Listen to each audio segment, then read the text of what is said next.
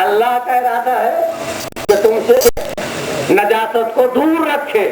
نہیں، جب تک آپ نہیں بولیں گے آگے نہیں بڑھوں گا. اللہ اہل بیت سے کس چیز کو دور رکھ رہا ہے؟ نجاست کو.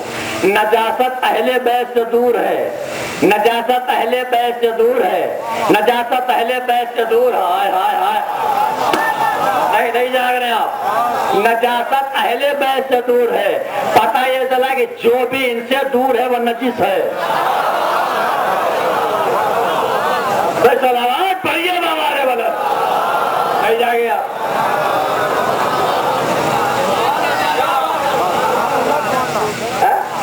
نجاست ان سے دور ہے. معلوم یہ ہوا کہ جو بھی ان سے دور ہے، جو بھی ان سے دور ہے وہ نجس ہے. اور جو جتنا دور ہے تو بھیا طہارت انسان کو اہل بیت سے قریب کرتی ہے، نجاست انسان کو اہل بیت سے دور کر دیتی ہے. اسی لیے میں اکثر ایک جملہ کہتا ہوں کہ محلے کو پاک رکھیے تاکہ گھر پاک رہے. محلے کو پاک رکھیے تاکہ گھر پاک رہے. گھر کو پاک رکھیے تاکہ لباس پاک رہے. لباس کو پاک رکھیے تاکہ جسم پاک رہے. جسم کو پاک رکھیے تاکہ دل پاک رہے. جب دل پاک ہوگا تب پنجترے پاک کی محبت آئے گی. صلوات پڑھیے بر محمد والا.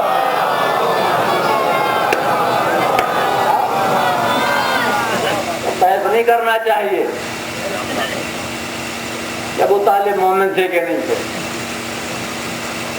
عجیب بات ہے. میں اکثر کہتا رہتا ہوں کہ اب یہ بحث کا دروازہ بند ہونا چاہیے. جب تک آپ بحث کریں گے. اچھا ہماری شرافت دیکھیے کہ ہم نے آج تک کسی کے باپ کو موضوع بحث نہیں بنایا. جب تک سب نہیں بولیں گے تب تک میں آگے نہیں بڑھوں گا. تو یہ ہے بحث کا دروازہ بند ہونا چاہیے. مولا کائنات کہ اگر دنیا کو شوق ہے بحث ہی کرنے کا تو بیٹے پہ بحث کرے. مولا کائنات پہ بحث کیجیے. مگر مولا کائنات پہ کوئی بحث نہیں اور پہنچ جاتے ہیں باپ تک. اور ہماری شرافت دیکھیے کہ ہم نے آج تک کسی کے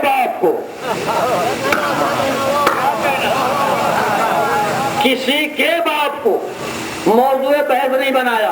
ارے ہمیں پتہ ہی نہیں ہے کون کس کا باپ ہے. صلوات پڑھیے بر محمد والے.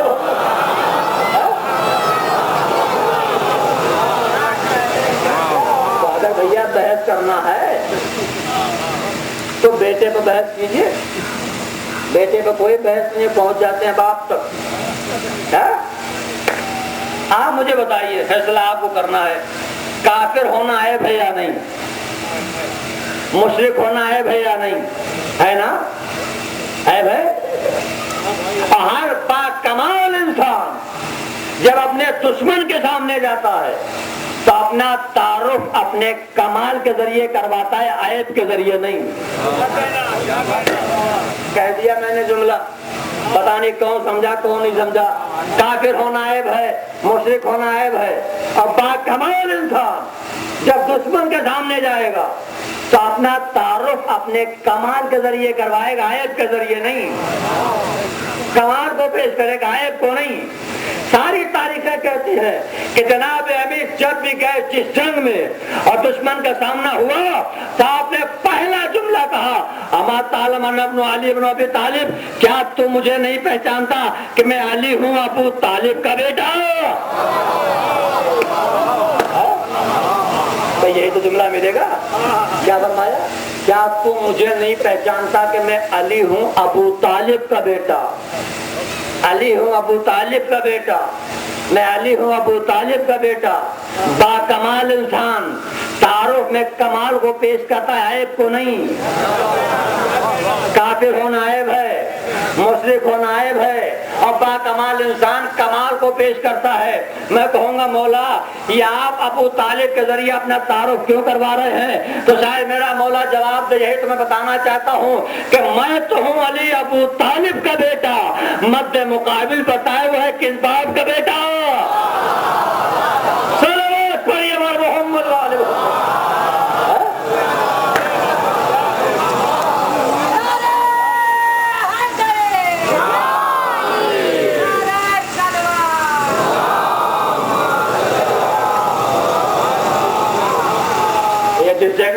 تعارف کرایا باپ کے ذریعے ہر جنگ میں. مگر ہاں ایک جنگ ایسی ہے جس جنگ میں جناب امیر نے اپنا تعارف اپنے باپ کے ذریعے نہیں کروایا. ایک جنگ ایسی ہے جس میں ذریعے تعارف باپ کو نہیں بنایا. میری ماں نے میرا نام ہائے ہائے ہائے ہائے ہائے میری ماں نے میرا نام حیدر رکھا. مولا یہاں جنگ میں باپ کے ذریعے تعارف, یہ خیبر میں ماں کے ذریعے کیوں کا یہی تو بتانا چاہ رہا ہوں. ہر جنگ میں کہتا رہا میں علی ہوں ابو طالب کا بیٹا, یعنی اگر کسی کا باپ میرے باپ جیسا تو لے آئے, چلو باپ تو لا نہ سکے, کم از کم میری ماں جیسی ماں لے ہو. صلوات پڑھیے بابا نے بنا.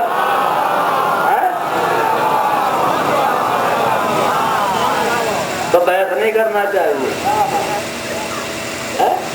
سب کو پتا ہے میرے عزیزوں کہ فاطمہ نام ہے جناب ابو طالب کے بہو کا, ہے نا.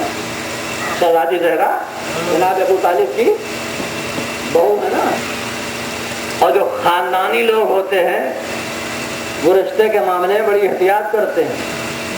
رشتہ دیتے بھی ہیں بہت کچھ دیکھ سن کر, لیتے بھی ہیں بہت کچھ دیکھ سن کر. میں خاندانی لوگوں کی بات کر رہا ہوں, ورنہ آج کا جو حالت ہے آپ ہم سے بہتر جانتے ہیں. لیکن جو خاندانی لوگ ہیں وہ رشتے کے معاملے میں بہت کچھ دیکھتے سنتے ہیں. اس بات کو ذہن میں رکھیے گا کہ فاطمہ نام ہے جناب ابو طالب کی بہو کا. آپ کو معلوم ایک دور تھا جب ممبروں سے مولائے کائنات کو برا بھلا کہا جاتا تھا, گالیاں دی جاتی تھی سب و شتم 70,000 ممبروں سے. کیا میں آپ سے پوچھ سکتا ہوں کہ جو سلسلہ تھا ممبر سے برا بھلا کہنے کا, یہ کس نے بند کروایا؟ کہیں سے آواز آئی عمر بن عبدالعزیز نے, انہوں نے بند کروا دیا. سوال یہ پیدا ہوتا ہے کہ جو سلسلہ چلا آ رہا تھا انہیں کیا پڑی تھی بند کروانے کی؟ میں یہ ذرا غور کیجیے کہ ابھی تک میں نے آپ سے یہ نہیں کہا کہ آپ میرے کسی ایک جملے پر توجہ دیں, مگر اب میں آپ سے کہہ رہا ہوں ذرا توجہ دیجیے. انہیں کیا پڑی تھی بند کروانے کی؟ کیوں بند کروایا انہوں نے؟ تو بہت سے لوگوں نے ایک بات لکھ کے مسئلے کو ختم کر دیا کہ آپ بڑے عادل تھے, وہ بڑے انصاف پسند تھے, وہ بڑے اچھے تھے, اس لیے انہوں نے بند کروا دیا. اچھے تھے اس لیے بند کروا دیا. تو سوال ہے کہ جنہیں شروع کروایا تھا وہ کون تھا؟ بڑے عادل تھے, بڑے انصاف پسند تھے, انہوں نے بند کروا دیا. یہ بات میں بچپن سے سنتا ہوا چلا آ رہا ہوں کہ بڑے عادل تھے, بڑے انصاف پسند تھے, انہوں نے بند کروا دیا. مگر یقین جانیے بات گلے سے کبھی نہیں اتری, طلاق جاری رہی. کہ معاملہ کیا ہے؟ تو ایک کتاب ملی جس کتاب کا نام ہے خاتم النبیین, جلد ہے دوسری. اس کو جو پڑھا تب پتا چلا کہ انہوں نے کیوں بند کروایا تھا. اب کیوں بند کروایا تھا میں اس وقت سناؤں گا جب مجمع زوردار صلوات پڑھے گا.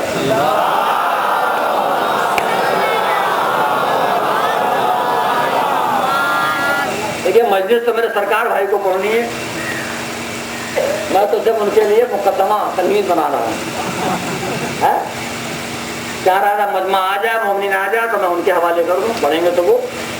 تو اب وہ کیا وجہ ہے, کیوں بند کروایا انہوں نے؟ تو جب میں نے اس کتاب پڑھا تو معلوم ہوا کہ بند کروانے کا راز کیا تھا. اب سنیے راز. دیکھا کہ جب یہ مسند خلافت پر آئے تو انہیں اپنے زمانے میں مسلمان بنانے کا بڑا شوق تھا. ایک ایک لفظ پر توجہ, بڑا شوق تھا. بہت سے لوگوں کو مسلمان بنایا انہوں نے. ترنت ایک دن تب سے خلافت میں بیٹھے تھے اور ایک یہودی نوجوان آیا, اور آنے کے بعد بیٹھ گیا. کہا کیوں آئے ہو؟ کہا میں مشرف با اسلام ہونا چاہتا ہوں. کہا ہم تو بیٹھے ہی ہیں مسلمان بنانے کے لیے. اور وہ یہودی دنیا کے چالاک ترین قوم, جب پوتے ایسے ہیں تو دادا کیسے رہے ہوں گے. کہا ٹھیک ہے ہم تو بیٹھے ہی ہیں مسلمان بنانے کے لیے, کوئی مشکل مسئلہ تھوڑی ہے, پڑھو کلمہ مسلمان بن جاؤ گے. چنانچہ لکھا کہ انہوں نے اسے کلمہ پڑھوایا اور وہ ہو گیا مسلمان مشرف اسلام، خود تو ہو گیا مسلمان مگر باپ ہے کافر، خود ہو گیا مسلمان. اللہ نے کہا کہ جس دن اسلام لایا تھا وہ دن تھا جمعرات کا، اور جمعرات کے بعد کون سا دن آتا ہے آپ کو پتا ہے، نہ پڑھتے ہو یہ الگ بات ہے، مگر پتا ہے کہ جمعے کا دن آتا ہے. جمعے کا دن آیا اور جمعے کو ہوتی تھی نماز جمعہ. نماز جمعہ بھی کوئی اور نہیں موصوف ہی پڑھاتے تھے. آئے نماز جمعہ پڑھانے کے لیے تو لکھا کہ وہ بھی آیا جو نیا اسلام لایا تھا، وہ بھی آیا. چونکہ نیا اسلام لایا تھا لہذا لوگوں نے پہلی صف میں بٹھایا. اب بیٹھا ہے وہ پہلی صف میں. بہت خوبصورت. یہ گئے خطبہ دینے کے لیے. انہوں نے کہا کہ تم لوگوں کو خبر ہے رسول اللہ نے آخری وقت بھی کہا ابو طالب سے کہ کلمہ پڑھ لیجئے، مگر انہوں نے کلمہ نہیں پڑھا، کافر مر گئے، مشرک تھے، بے ایمان صاحب ایمان نہیں تھے، اور علی نے یہ کیا، علی نے وہ کیا، علی یہ کرتے رہے، علی وہ کرتے رہے. یہ سب وہ کہہ رہا ہے اور یہ بیٹھا ہوا سن رہا ہے. کیا ابو طالب ایمان نہیں لے آئے؟ علی نے یہ کیا، علی نے وہ کیا. وہ کہہ رہا ہے اور یہ بیٹھا ہوا سن رہا ہے. بھائی اس کے پہلو میں جو بیٹھا تھا اس کے کان میں کہتا ہے کہ کیا بک رہا ہے. ابو طالب مومن نہیں تھے، ابو طالب کافر مشرک، علی ایسے تھے، علی ویسے تھے، یہ کیا بک رہا ہے. جملہ سنیے کہ جو لکھا ہے، کہتا ہے کہ انہی شخصیتوں کی تاریخ سن کر تو اسلام لایا ہوں.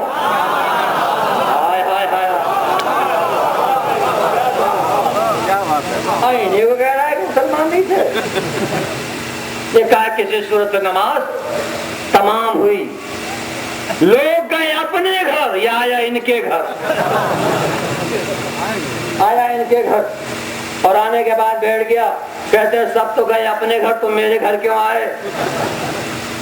کیا سرکار میں اس لیے آیا ہوں کہ ایک شرف تو آپ نے ہمیں بخش دیا،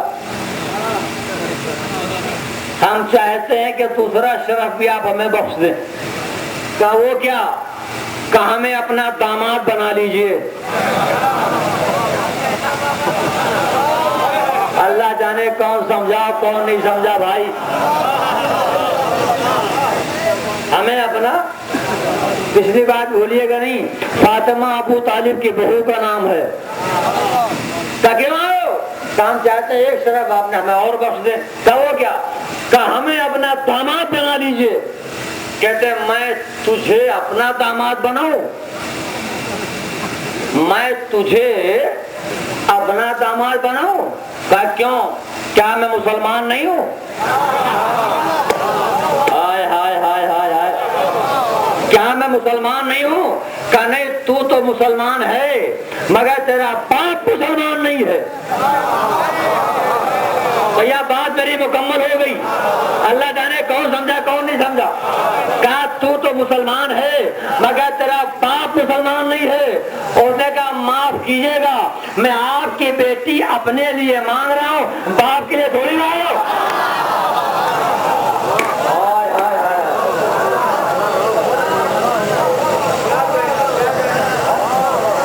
میں اپنے لیے مانگ رہا ہوں، باپ کے لیے تھوڑی. مجھے اپنا داماد بنائیے. کہا نہیں، میں تجھے اپنا داماد نہیں بنا سکتا. کیوں؟ کیا وجہ ہے؟ کہا اس لیے کہ تو مسلمان ہے اور تیرا باپ مسلمان نہیں ہے، اور میں ایک کافر باپ کے مسلمان بیٹے کو اپنی بیٹی نہیں دے سکتا. کیا میں ایک کافر باپ کے مسلمان بیٹے کو اپنی بیٹی نہیں دے سکتا. کہا نہیں بنائیں گے. کہا نہیں بناؤں گا. کہا پھر اگر آپ نہیں بنائیں گے تو میرے 2 سوال ہیں، ان کے آپ جواب دے دیں. تو آخری پر تک توجہ. کہا میرے 2 سوال ہیں، ان کے آپ جواب دے دیں. کہا کیا سوال ہے؟ کہا میرا پہلا سوال تو یہ ہے کہ یہ بتائیے آپ افضل ہیں یا اللہ کا رسول؟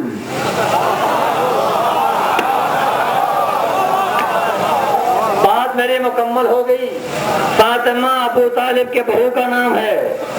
کیا یہ بتائیے آپ افضل ہیں یا اللہ کا رسول؟ آپ افضل ہیں یا اللہ کا رسول؟ کہتا ہے کیا بکتا ہے، کہاں اللہ کا رسول اور کہاں یہ بندے فضول. وہ نور علی نور، ہم نور سے بہت دور. وہ بحر زخار، ہم قطرے بیکار. صلوات پڑھیے آنے والے. دیکھیے وہ خود اقرار کر رہا ہے کہ رسول اللہ ہم سے افضل، یہ کہتے ہمارے جیسے تھے. کہا بے شک اللہ کا رسول ہم سے افضل ہے. کہا آپ سے افضل ہے؟ کہا ویسے. کہا دوسرا سوال یہ بتائیے آپ کی بیٹی افضل ہے یا رسول پاک کی بیٹی؟ نہیں پچھلی بات آپ بھول گئے. فاطمہ ابو طالب کے بہو کا نام ہے.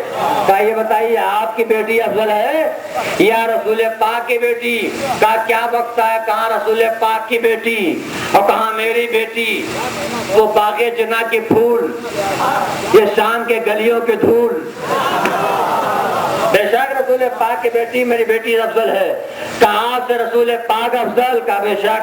کہاں آپ کی بیٹی رسول پاک کی بیٹی افضل؟ کہا بے شک. کہا پھر بھی آپ ہمیں اپنا داماد نہیں بناتے؟ بھیا بات بڑی مکمل ہو گئی، بہت توجہ.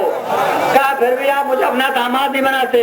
میں ایک مرتبہ کہتا یہ ہے کہ اگر ابو طالب کافر تھے تو افضل رسول نے اپنی افضل بیٹی ایک کافر باپ کے مسلمان بیٹے کیوں دے دیا؟ صلوات پڑھیے بار محمد.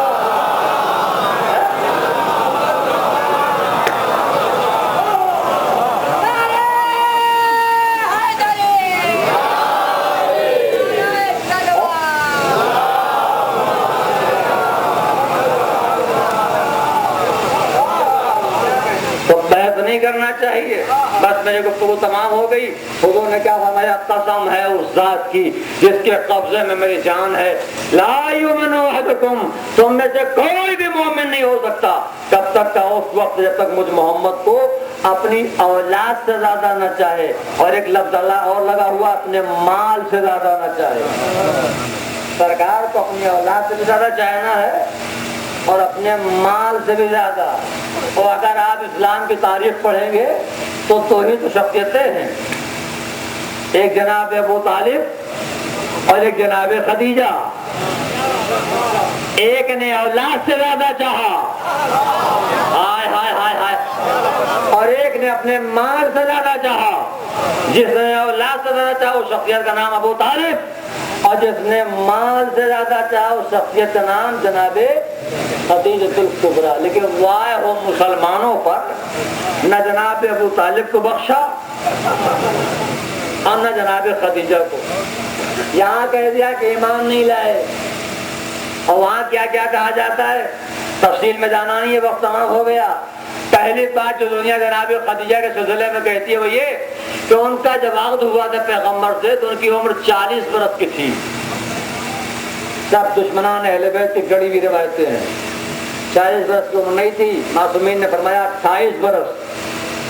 دوسری بات جو کہی جاتی ہے وہ یہ کہ جب عقد ہوا تھا صلوات پڑھنے بابا دے ولم بھیا حاضر آ گیا تھا. ٹھیک ہے مولانا آگے سنگل ہو گیا کہ میں بالکل تشریف لائیں. صلوات اور پڑھنے بابا دے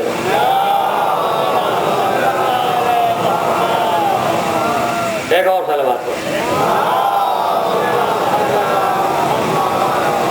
تو دو باتیں کہا جاتا ہے 40 برس کی تھی. دوسری بات کیا کہی جاتی ہے کہ جب عقد ہوا تھا پیغمبر سے تو وہ طلاق شدہ تھی. اور تیسری بات کہی جاتی ہے کہ بیوہ تھی. یعنی کسی نے لکھا کہ طلاق شدہ تھی اور کسی نے لکھا بیوہ تھی. کوئی آج تک مسلمان خود یہ طے نہ کر سکا وہ کیا تھی. اے بھیا اگر طلاق شدہ تھی تو بیوہ نہیں تھی، اور اگر بیوہ تھی تو طلاق شدہ نہیں تھی. مگر لکھتے ہیں طلاق شدہ تھی، بیوہ تھی، بس زحمت تمام. میرے عزیزوں سب دشمنان اہل بیت کی غریبی روایتیں ہیں. نہ 40 برس کی عمر تھی، نہ طلاق شدہ تھی اور نہ بیوہ تھی. وقت ہو گیا تمام ورناف کرتا. کیا دلیل ہے کہ جناب خدیجہ طلاق شدہ نہیں تھی؟ دلیل کیا ہے کہ جناب خدیجہ طلاق شدہ نہیں تھی؟ اے میرے عزیزوں میں ایک دلیل دے رہا ہوں اور میں سمجھتا ہوں کہ اس سے بہتر کوئی دلیل ہو بھی نہیں سکتی. دلیل کیا ہے کہ جناب خدیجہ طلاق شدہ؟ سنیے، ہر طلاق شدہ عورت رسول کی زوجہ تو بن سکتی ہے لیکن بطول کی ماں نہیں بن سکتی.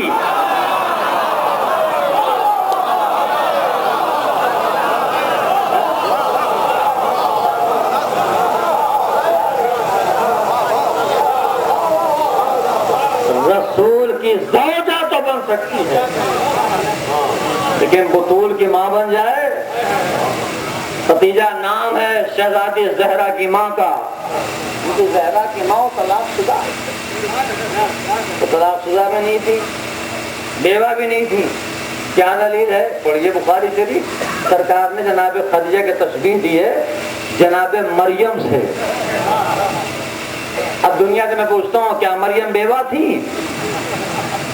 تشبیہ دے رہے ہیں جناب مریم سے. اور علماء بیٹھے میں قانون تشبیہ یہ ہے کہ جس سے آپ تشبیہ دے رہے ہوں اس کے سارے صفات، سارے کمالات کے اندر پائے جائیں، ورنہ تشبیہ ناقص. میں کہوں آپ کا بھائی شیر جیسا تو کب کہوں گا؟ جب وہی شیر میں جو شجاعت ہے آپ کے بھائی کے اندر ہو تب کہا جائے گا بھائی شیر جیسا. اس وقت تھوڑی کہا جائے گا جب وہ عصا کا سہارا دے کے چل رہا ہو. تو قانون تشبیہ ہے کہ جس سے آپ تشبیہ دے رہے ہیں اس کے سارے صفات اور سارے کمالات اس کے اندر پائے جائیں. تو حضور نے جناب خدیجہ کی تشبیہ جناب مریم سے دی. معلوم یہ ہوا کہ جتنے صفات کی مالکہ ہے مریم، اور سارے صفات جناب خدیجہ میں. جتنے کمالات کی مالکہ ہے جناب مریم، وہ سارے کمالات جناب خدیجہ میں. تو مجھ سے سنیے، اگر مریم صدیقہ تو خدیجہ صدیقہ، مریم طاہرہ تو خدیجہ طاہرہ، مریم مطہرہ تو خدیجہ مطہرہ، مریم معصومہ تو خدیجہ معصومہ. بلکہ میں تو کتاب کہا مریم اور کہا خدیجہ. مریم ایک معصوم کی ماں، خدیجہ 12 معصوموں کی ماں.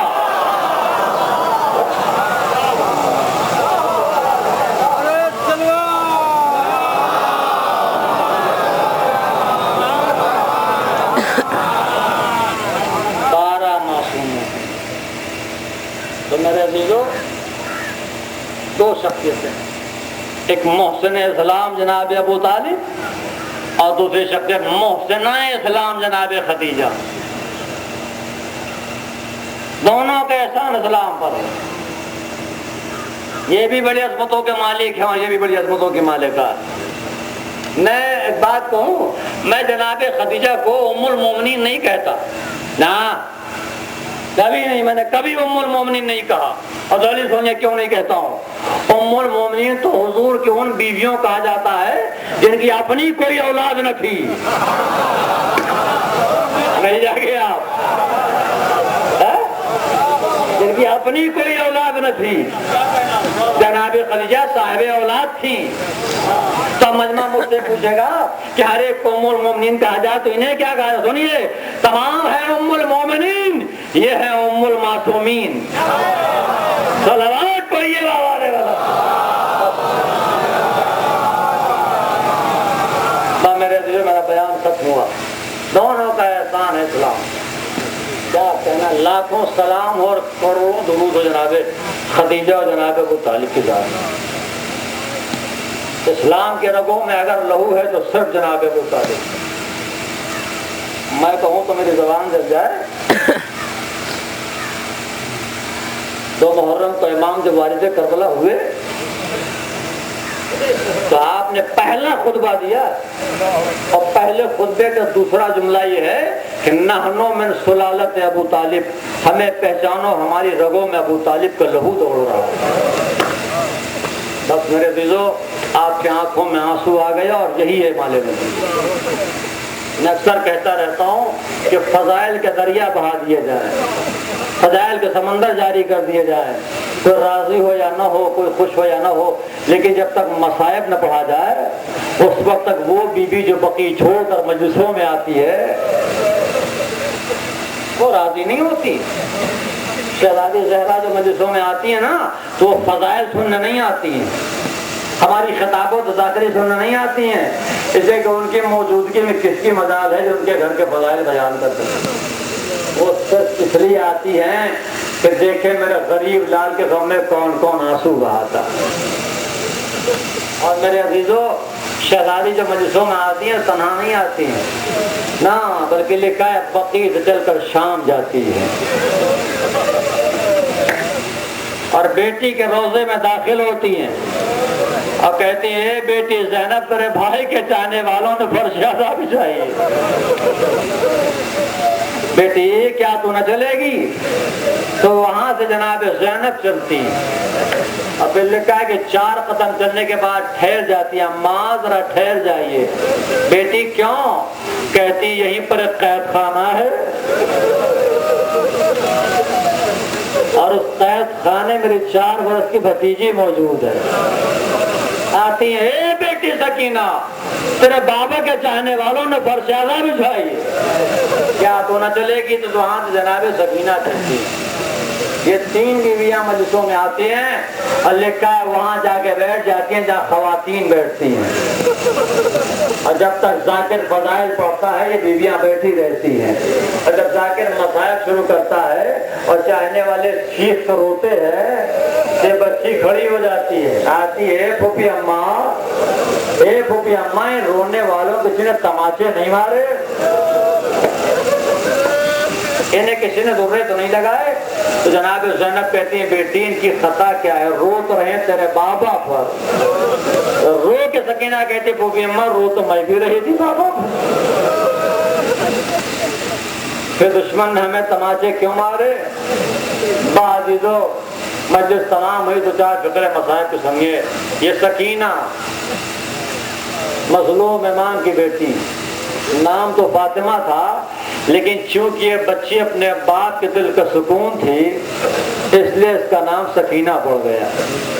امام نے نماز تہجد میں اللہ سے دعا مانگی تھی، اے پروردگار تو مجھ حسین کو بیٹی دے دے، مگر یا اللہ ایسی بیٹی ہو کہ نہ اس کو سکون ملے میرے بغیر نہ مجھے سکون ملے اس کے بغیر، اور جب میں تجھے پکاروں تو مجھے پکارے تو میں اپنی بیٹی کو روتا چھوڑ کر تیری طرف آ جاؤں۔ میرے عزیزوں مصائب تمام ہوا، اللہ نے دعا سن لی، بیٹی پیدا ہوئی جس کا نام فاطمہ رکھا۔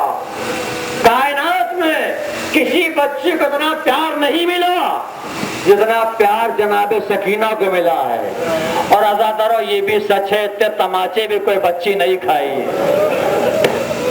جتنے تماچے حسین کسی یتیمہ نے کھائے ہیں، اور جب بھی کسی نے تماچے مارے تو بچی نے قرآن کرو کیا، آواز دے چچا چچا، آپ کے بعد سکینہ نے بڑے تماچے کھائے۔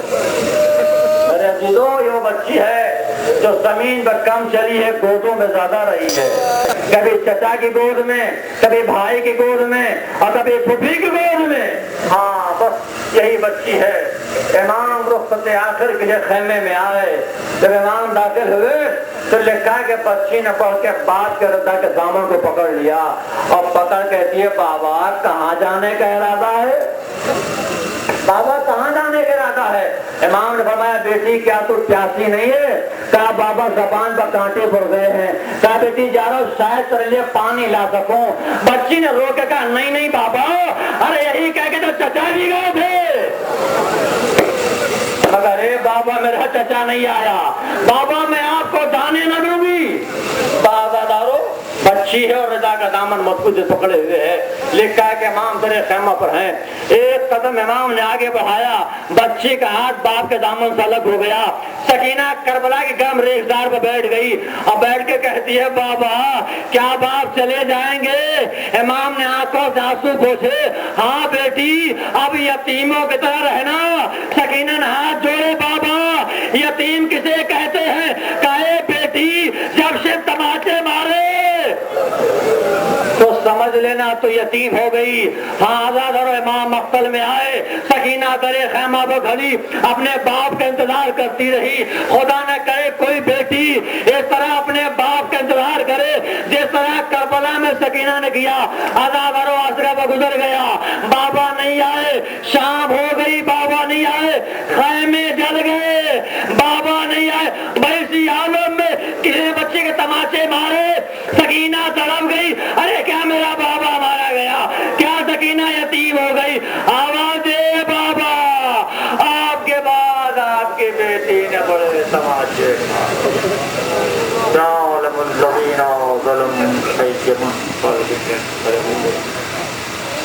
لعنت اللہ علی قوم الظالمین. تقبل منا انک انت السمیع العلیم. اللہم انی اسألک باسمک العظیم الاعظم الجل الاکرم. پروردگار واسطہ محمد والے محمد کا ہماری شدت کو قبول فرما, واسطہ محمد والے محمد کا ہمیں آنسوں قبول فرما, واسطہ محمد والے محمد جو مومن بیمار میں شفا نصیب فرما, جو مقروض ان کے فرض صدا فرما, امام کے ظہور میں تاجیر فرما, ہم سب کو ان کے انصار میں شمار کرنا. تقبل منا انک انت السمیع العلیم. آپ حضرات تشریف رکھیں, مولانا سرکار جی کا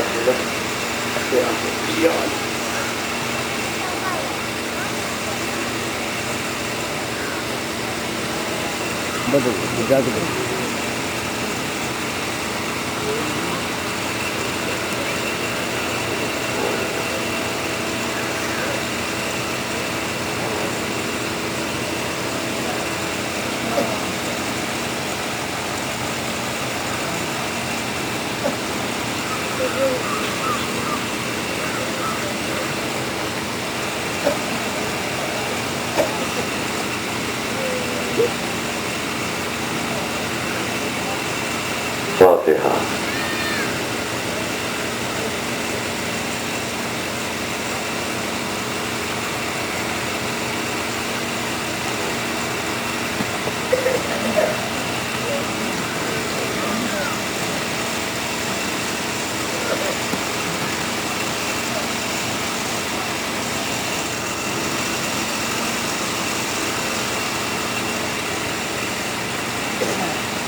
حضرات سورہ فاتحہ پڑھ اب ابرار حسین ابن اقبال حسین, حسین بندی بنت ابتیاز حسین کا بنائی, نبی بندی بنت سید حسین, محمد شلوہ بنت منیر حسین, اقبال حسین, جعفر حسین, شبیب رضا بنادار حسین, شفیق حسین ابن عطار حسین, مشفق رضا بن عطار حسین.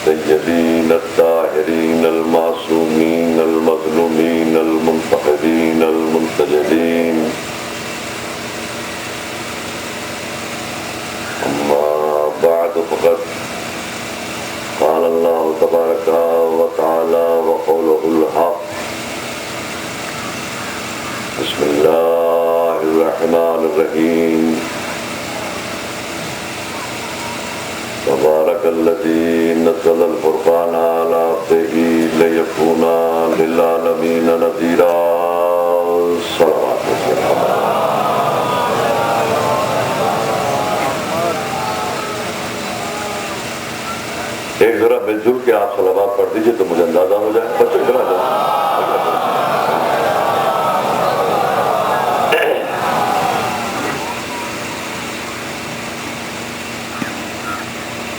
مشہور و معروف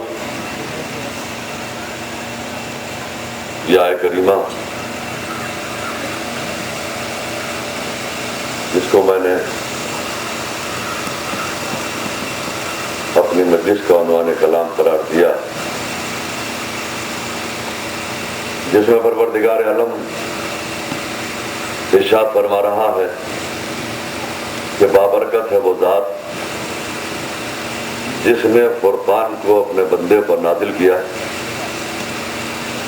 اور میرا بندہ جو ہے وہ تمام عالمین کے لیے نذیر ہے.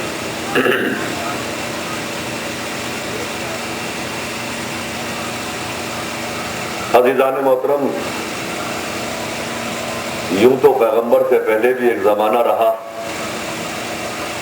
ایک دور رہا. پیغمبر سے پہلے بھی نبی آئے، ماننے والوں نے مانا اور نہ ماننے والوں کے لیے اللہ کی طرف سے ایک حجت آئی. اس حجت کا نام ہے معجزہ.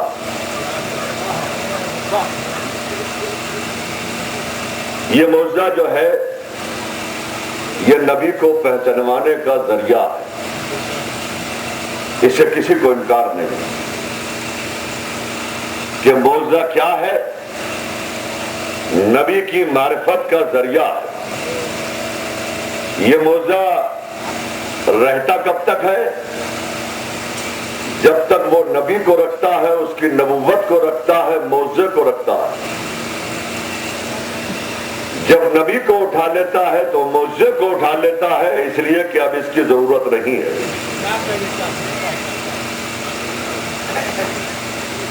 جناب موسیٰ کا وہ عصا جو اژدہا بنا تھا، جو ان کی نبوت کی پہچان کا ذریعہ تھا، قدرت نے باقی رکھا. کب تک؟ جب تک موسیٰ کی نبوت کو رکھنا تھا، معجزے کو باقی رکھا. جب موسیٰ کی نبوت کو اٹھا لیا تو معجزے کو اٹھا لیا، اس لیے کہ اب اس کی ضرورت نہیں ہے. حالانکہ اگر قدرت چاہتی تو قیامت تک موسیٰ کا وہ عصا جو اژدہا بنا تھا باقی رہ سکتا تھا، مگر قدرت نے باقی نہیں رکھا، اس لیے کہ اس کی ضرورت نہیں ہے. جناب عیسیٰ کا وہ مردہ زندہ کیا ہوا جو ان کی نبوت کی پہچان کا ذریعہ تھا، قدرت نے باقی رکھا. کب تک؟ جب تک عیسیٰ کی نبوت کو رکھنا تھا، معجزے کو باقی رکھا. جب عیسیٰ کی نبوت کو اٹھا لیا تو معجزے کو اٹھا لیا، اس لیے کہ اب اس کی ضرورت نہیں ہے. جناب داؤد کا وہ لوہا جو موت کیا تھا، جو ان کی نبوت کی پہچان کا ذریعہ تھا، قدرت نے باقی رکھا. کب تک؟ جب تک داؤد کی نبوت کو رکھنا تھا، معجزے کو باقی رکھا. جب داؤد کی نبوت کو اٹھا لیا تو معجزے کو اٹھا لیا، اس لیے کہ اب اس کی ضرورت نہیں ہے. اے میرے سرکار، آج موسیٰ کے ماننے والے بھی ہیں، داؤد کا کلمہ پڑھنے والے بھی ہیں، عیسیٰ کے ماننے والے بھی ہیں، لیکن اگر آپ ان سے سوال کریں کہ ان کے نبی کی نبوت کی پہچان کا ذریعہ کہاں ہے تو وہ بتا نہیں سکتے. وہ بتا نہیں سکتے. میں سرکار مہدی اس عظیم اور مقدس منبر پر بیٹھ کر آج یہ اعلان کر دیتا کہ عبداللہ کے بیٹے کی نبوت بھی نہیں رہی اگر دنیا میں یہ قرآن باقی نہ ہوتا.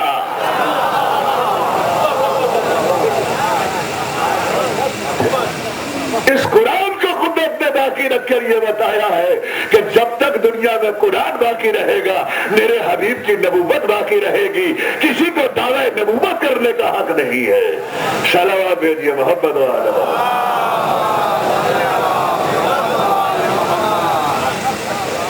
تو دیکھیے، آپ مجھے یہ کہنے کا حق ہے کہ مسلمانوں، جب تمہارے پاس نبی کی نبوت کی پہچان کا ذریعہ یعنی قرآن ہے تو تم نے نبی کو قرآن ہی سے پہچانا ہے. اگر نبی کو قرآن سے پہچانا تب تو نبی کو پہچانا. اس لیے کہ اگر قرآن کو باقی ہی اس نے اس لیے رکھا ہے کہ دنیا میرے حبیب کو قرآن سے پہچانے. نصارہ والی حد اگر آ گئی ہے کہ قرآن آنے کے بعد بھی نہیں پہچانتے، تو میں ان کو سامنے لے آؤں جن کے آنے کے بعد نصارہ بھی کیا اٹھے تھے، اب ہم نے پہچان لیا۔ صلوات بھیجیے محمد و آل محمد۔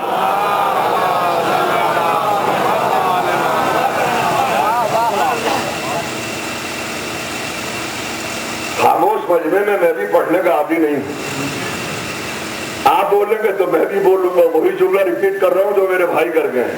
صلوات بھیجیے محمد و آل محمد۔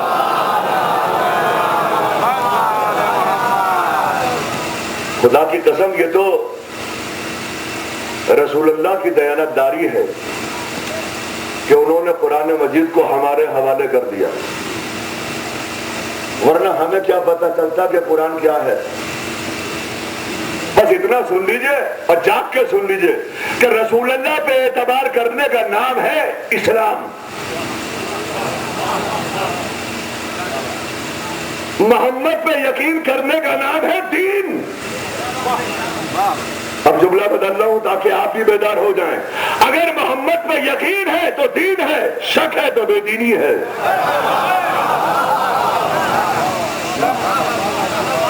محمد پہ یقین ہے تو دین، شک ہے تو بے دینی ہے۔ مجلس کے بعد کوئی صاحب بھی مجھ سے نہ پوچھے کہ دین کہاں پر ہے اور بے دینی کہاں پر ہے۔ جہاں پر شک ہے وہاں بے دینی ہے، جہاں یقین ہے وہاں دین ہے۔ سلام بھیجیے محمد۔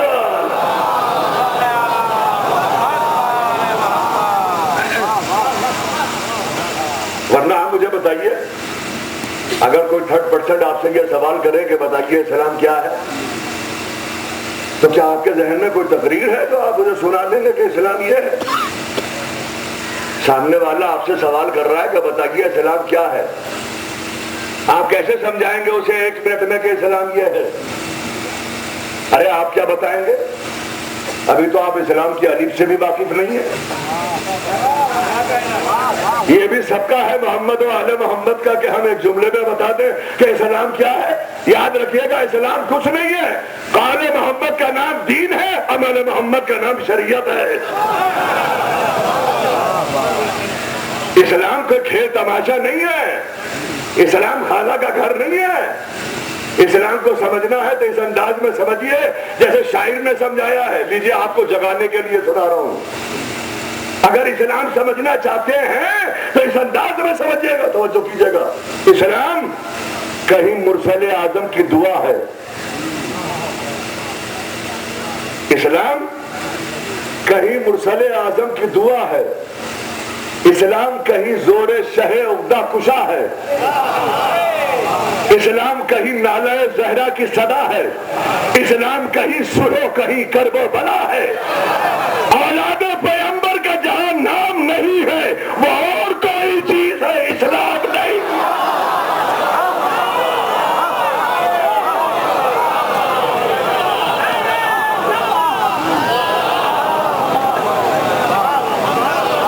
سلام بھیجیے محمد کا اسلام سے کیا مطلب؟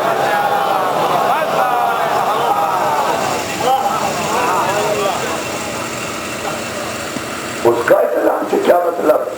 اگر آل محمد نہیں ہوتے کیسے پہچانو گے اسلام کو؟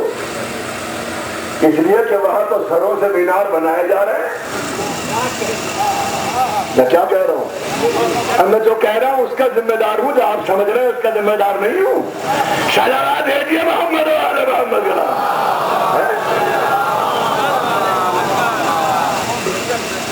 اس میں تو عورتوں کو بیوہ کیا جا رہا ہے، بھائیوں کو آنکھوں کے سامنے قتل کیا جا رہا ہے۔ اگر کردار کے اور کریکٹر کے نمونے دیکھنے ہیں تو ہمارے یہاں آئیے۔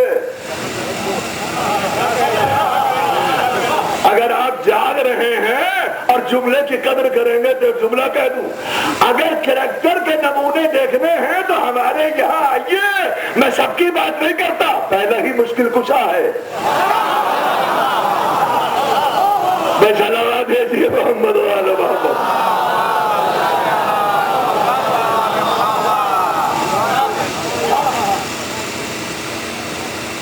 سارا عالم اسلام میں تو چکے آپ بھی گاؤں کے رہنے والے، میں بھی گاؤں کا رہنے والا ہوں، مجھے غصہ بہت آتا ہے۔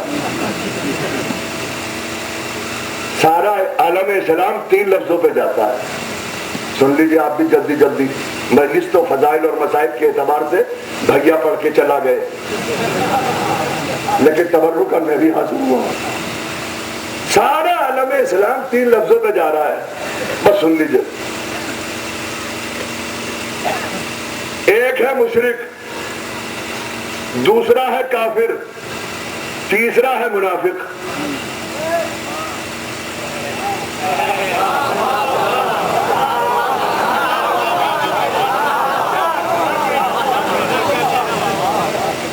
مشرک، کافر، منافق، یاد رکھیے گا، اور جب یاد کیجیے گا مجھے بھی دعاؤں میں یاد رکھیے گا۔ جب بھی لفظ مشرک بولا جائے گا تو توحید کے مقابلے پر بولا جائے گا۔ میں کیا کہہ رہا ہوں؟ جب بھی لفظ مشرک بولا جائے گا تو توحید کے مقابلے پر بولا جائے گا، اور اگر لفظ مشرک توحید کے مقابلے پر نہ بولا جاتا تو کبھی بھی کلمہ اسلام میں لا الہ الا اللہ نہ ہوتا، ہے نا؟ تمام معبودوں کی نفی کراتا ہے، اپنا اثبات کراتا ہے تاکہ شرکت کا شائبہ نہ رہے، ہے نا؟ تو جب بھی لفظ مشرک بولا جائے گا تو توحید کے مقابلے پر، اور جب بھی لفظ کفر بولا جائے گا تو نبوت کے مقابلے پر۔ اب آپ جانے، آپ کا کام جانے، میں تو پڑھ کے چلا ہی جاؤں گا، میں کچھ کہہ رہا ہوں توجہ کیجیے گا۔ جب بھی لفظ مشرک بولا جائے گا توحید کے مقابلے پر، جب بھی لفظ کفر بولا جائے گا نبوت کے مقابلے پر۔ پڑھنے والے، کلمہ اسلام کا ختم ہو گیا 2 جملوں میں، لا الہ الا اللہ میں، محمد رسول اللہ میں۔ ہم نے لا الہ الا اللہ کہا، شرک سے بچ گئے، ہم نے محمد رسول اللہ کہا، کفر سے بچ گئے۔ پروردگار یہ بتا منافق سے کیسے بچیں؟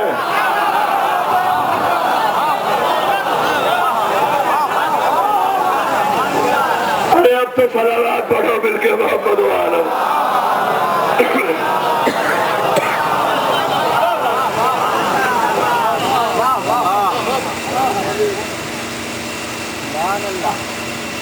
اے معبود، کلمہ تو ختم ہو گیا، ہم نے لا الہ الا اللہ کہا، شرک سے بچ گئے، ہم نے محمد رسول اللہ کہا، کفر سے بچ گئے۔ معبود نفاق سے کیسے بچے؟ اس لیے کہ یہ منافق تو پھر بھی رہ جائیں گے۔ تو یہاں سرکار مہدی کی خطابت نہیں ہے۔ اب میں کیسے قول نقل نہ کروں؟ صحابی کے نہ مانوں تو کیا کافر ہو جاؤں؟ ارے میں کیا کہہ رہا ہوں یار؟ اگر میں صحابی کی نہ مانوں تو کیا کافر ہو جاؤں؟ اس لیے کہ بزرگ صحابہ فرماتے ہیں، جملہ سنیے، پڑھ چکا میں، بزرگ صحابہ فرماتے ہیں کہ ہم منافق کو علی کی دشمنی سے پہچانتے تھے۔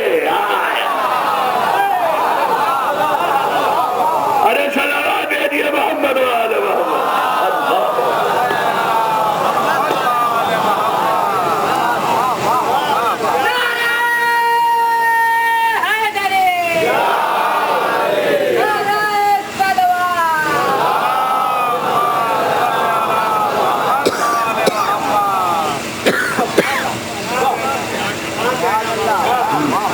کہاں سے پہچانتے تھے؟ علی کی دشمنی سے۔ تو کھل کے نہ کہہ دوں کہ شرک کا تعلق توحید سے ہے، کفر کا تعلق نبوت سے ہے، نفاق کا تعلق علی کی ذات سے ہے۔ تو بھیا اگر نفاق سے بچنا چاہتے ہو تو کلمے کو آگے بڑھاؤ۔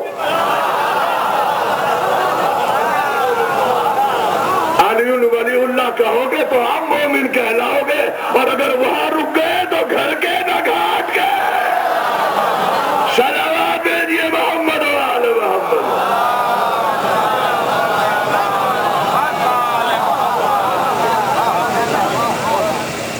اور پڑھوں یا بس؟ اچھا صلوات پڑھیے تو اور پڑھوں۔